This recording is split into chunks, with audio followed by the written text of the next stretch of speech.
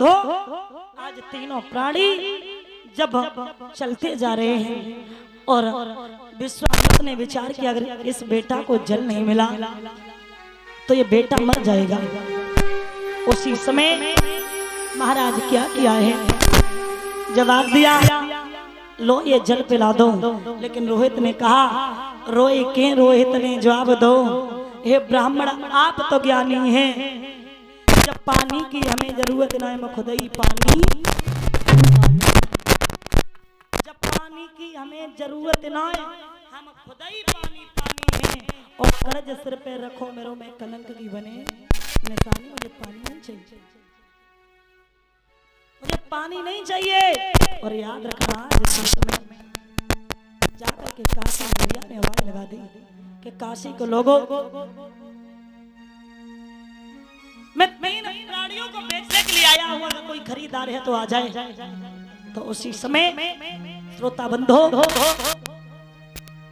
सबसे पहले कालू महंत निकल के आया, बोला है इस पुरुष की क्या कीमत है? बोले एक लोटो 20 बार और 2 लोटो 40 बार। बोले और कोई नहीं चाहिए, पुरुष चाहिए मुझे। ठीक है, उसी समय 20 बार सोना देकर के खरीद लिया। इधर क्या हुआ, एक वेश्या आई जिसने मैया तारा का मोल कर दिया। मैया विचार करने लगी अरे परमात्मा अगर तूने इस वेश्या के हाथ में मुझे बिका दिया तो मेरा सब चला जाएगा, सब चला जाएगा, इसके हाथों में मुझे मत बिकाना। उसी समय जब वो नहीं आ पाई और जब वो नहीं आ पाई है एक ब्राह्मणी ने आकर के मैया तारा रोहित को खरीद लिया।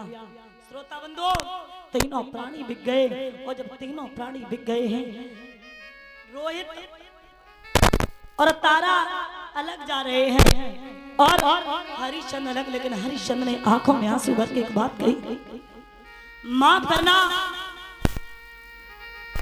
करना तारा हमें जो मैंने तुम्हें बेच दिया, मैं बड़ा भागा हूं जो मैंने तुम्हें बेच दिया। कोई भी पति अपनी पत्नी को नहीं बेचता है, लेकिन हे तारा मैंने तुम्हें बेच दिया, मुझे माफ करना, माफ करना। उसी समय याद रखना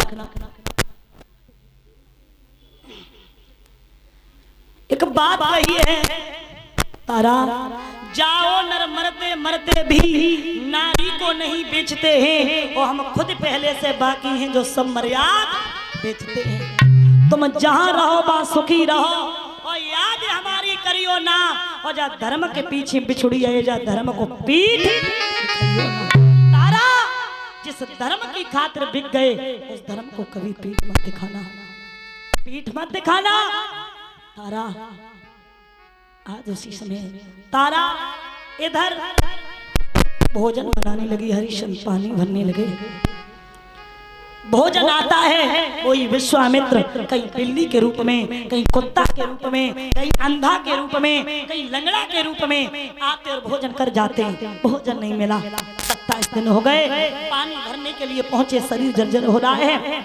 आज उसी समय हुआ ऐसा महाराज जब पानी भरने के लिए गए वहां तारा भी पहुंच गई। हरिश्चंद्र बोले तारा तुम्हारे जैसी पत्नी हर किसी को मिले, तुमने मेरे हर सुख दुख में साथ दिया, आज तुम आ गई तारा, ये घड़ा हमसे उठ नहीं रहा, ये घड़ा उठवा दो, घड़ा उठवा दो। जवाब दिया महाराज माफ करना मैं आपका घड़ा नहीं उठवा सकती। क्यों? आप मेहतर के यहाँ काम करने वाले, मैं ब्राह्मण के यहाँ, मेरा कर्म चला जाएगा। आंखों में आंसू भर के बोले तारा तारा रनिया उठवाई दे गगरिया, मेरी झलकी भरी तारा उठवाई दे गगरिया, मेरी झलकी भरी।